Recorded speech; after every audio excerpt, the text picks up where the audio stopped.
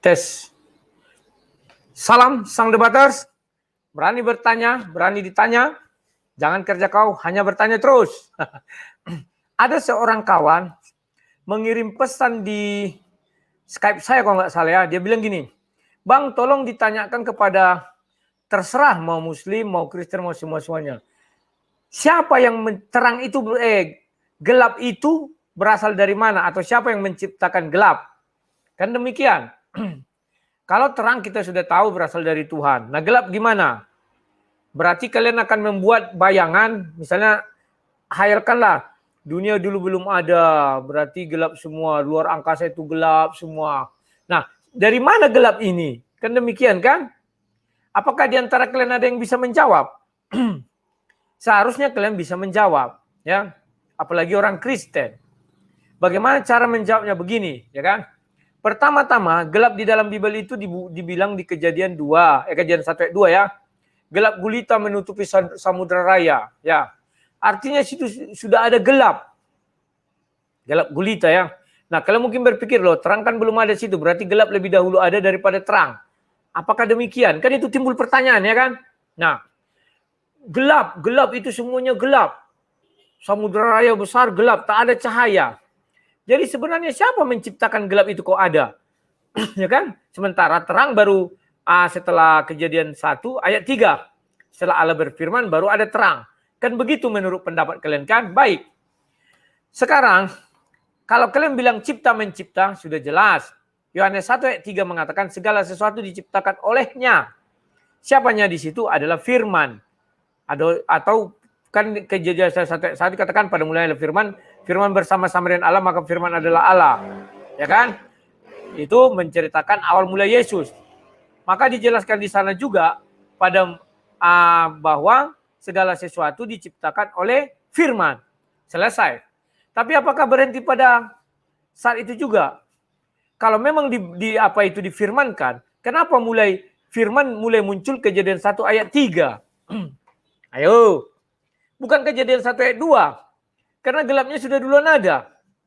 Firmannya enggak ada. Mana ada Tuhan berfirman jadilah gelap waktu itu kan tidak ada kan?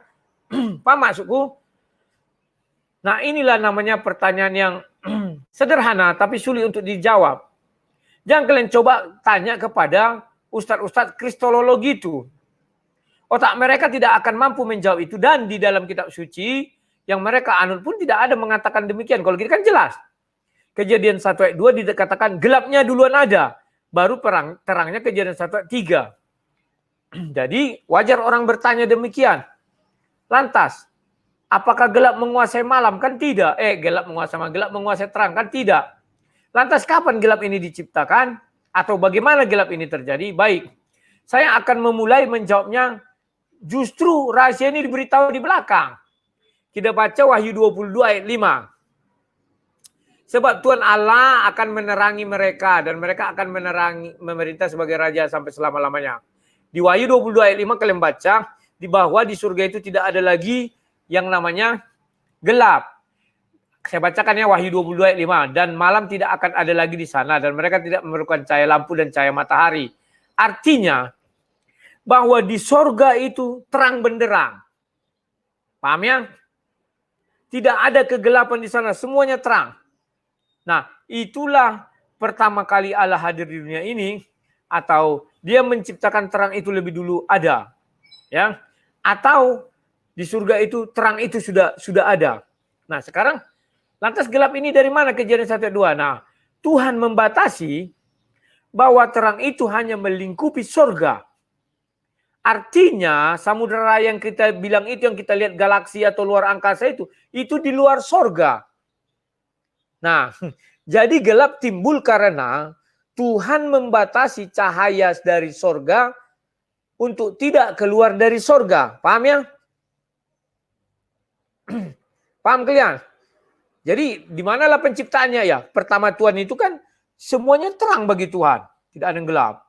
Maka Tuhan membuat batasan. Ayatnya mana? Memang tidak disebutkan secara implisit.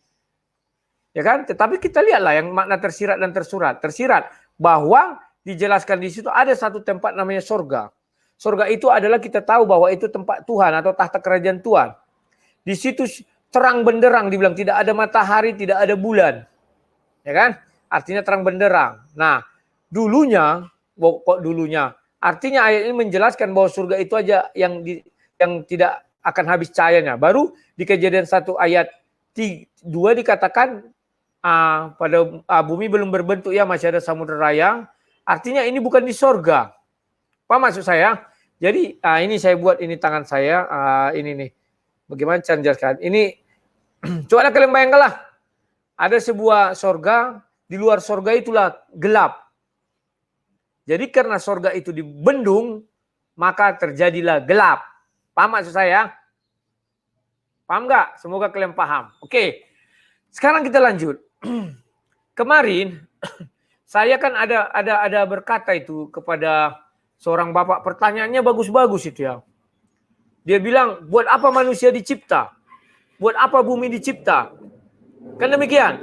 Saya bilang, kalau Bapak tanyakan itu kepada saya tidak mampu menjawab karena itu urusan Tuhan. Tetapi kalau Bapak tanya dari Alkitab, bedakan yang misalnya Bapak itu bertanya bahwa pada mulanya Allah menciptakan langit dan bumi. Ada ayatnya. Kenapa Tuhan menciptakan langit dan bumi? Kan demikian. Ternyata jawabnya untuk tempat manusia. Kan dijawab ayat Allah di Kejadian 2 ayat 5, 6, 7. Untuk tempat manusia atau agar manusia mengusahakannya. Nah, kenapa manusia diciptakan? Untuk mengusahakan bumi. Kenapa bumi diciptakan? Agar ada tempat manusia. Nah, itu sudah terjawab. Tetapi kalau dibilang, lah apa Tuhan perlu bumi dan manusia? Kan tidak. Itu nggak bisa di luar jangkauan saya. Karena itu hak prerogatif Tuhan, ya kan? Makanya ada saya katakan sama beliau, memang kalau kita masukkan ke otak kita bisa sinting. Tuhan tanpa manusia pun tetap Tuhan. Apakah dia kesepian? Sekarang pun kalau kita mau katakan Tuhan kesepian, bisa kesepian. Tapi apakah hiburan Tuhan itu seperti manusia? Kan tidak. Ya kan? Ngerti maksud saya? Tuhan memiliki malaikat. Ya. Nah, sekarang si Bapak pintar dia menjawab. Dia bertanya lagi kan. Oke, itu sudah. Oke, dia bilang. Sesuai dengan Alkitab. Saya tidak mau keluar dari jalur Alkitab. Karena keluar saya dari jalur Alkitab berarti saya ateis lagi menjawabnya. Nah, pertanyaan Bapak itu berikutnya. Ya kan? Kenapa Tuhan menciptakan pohon pengetahuan? Saya jawab dengan jujur. Bahwa pohon pengetahuan ini adalah cara Tuhan untuk mengeluarkan manusia dari sorga. Saya bilang, loh kok bisa begitu? Iyalah, manusia diciptakan atau dilahirkan itu tidak memiliki dosa perbuatan. Maka Adam itu dicipta, belum ada dosa, suci, bersih. Maka tempat orang suci Tuhan mengatakan di sorga. Tidak pernah tempat seorang suci itu di tempat lain seperti bumi. Di bumi ada Henok dan Elia, Tuhan langsung mengambil. Karena bumi tidaklah tempat orang suci. Tidak bisa orang suci di bumi. Langsung diambil Henok dan Elia ditempatkan di Firdaus. Sudah. Nah, di dalam taman ini tidak ada jalur manusia untuk ke bumi. Sementara Tuhan di Kejadian 1 sudah berfirman bahwa manusia akan mengusahakan bumi. Paham ya? Maka dengan apa manusia bisa diturunkan ke bumi? Kadang kita berkata, ya sudah dibuat aja manusia ke bumi. Tidak. Tempat orang yang tidak berdosa sudah dibuat Tuhan, namanya surga. Tuhan tidak akan membuat dua tempat bagi orang yang tidak berdosa. Ada surga 1, ada surga 2. Tidak ya? Tetapi kalau dibilang ada 3 tingkatan surga itu jelas. Yang pertama tata kerajaan surga, yang kedua Taman Eden dan Taman Firdaus, taman kerajaan Allah. Paham ya? Nah, sekarang bagaimana cara Tuhan mengeluarkan manusia dari dalam surga ini, dari Taman Eden ini? Di Taman Eden tidak ada satu dasar manusia pun membuat dia mati. Tidak ada satu ayat pun yang mengatakan bahwa manusia di Taman Eden akan mati. Tidak ada. Artinya Taman Eden adalah tempat keabadian. Ya kan? Tetapi ada satu hal yang membuat kita percaya bahwa ada sumber kematian. Apa itu? Ya itulah pohon pengetahuan. Itulah dibuat Tuhan. Jadi Tuhan sengaja menempatkan itu. Dan akhirnya apa? Manusia memang terpancing dan memakan. Dan dimakannya sesuai godaan iblis. Maka jatuhlah dia ke dalam dosa sehingga Tuhan mengeluarkan dia dari Taman Eden. Loh, dia bilang berarti itu sudah rancangan Tuhan. Memang rancangan Tuhan dong. Karena di ayat 1 kan sudah dijelaskan Tuhan. Itulah sebabnya Tuhan lebih dahulu menciptakan bumi. Bukan menciptakan yang lain-lainnya. Nah, lantas Taman Eden diciptakan. Taman Eden diciptakan, tapi Eden tidak diciptakan lagi karena Eden sudah ada. Baca Kejadian 2 itu. Di daerah Eden, di sebelah timurnya katanya. Artinya Eden itu sudah ada. Itulah sorga. Maka tidak dibilang lagi Tuhan menciptakan Eden.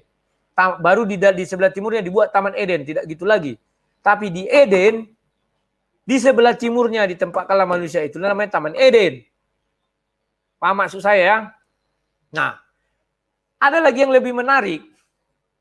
Kenapa iblis kata dia kan memakan buah itu? Kok dia masih bisa di surga? Ya kan? Saya jawab, iblis tidak terkena pada hukum Kejadian 2 ayat 17. Nah, kalian penasaran kan? Setelah ini saya buat lagi alimnya ya. Ini sudah lebih ya. Oke kawan-kawan, saya cukupkan sekian. Saksikan video berikutnya ya. Biar kita lebih asik belajarnya, oke?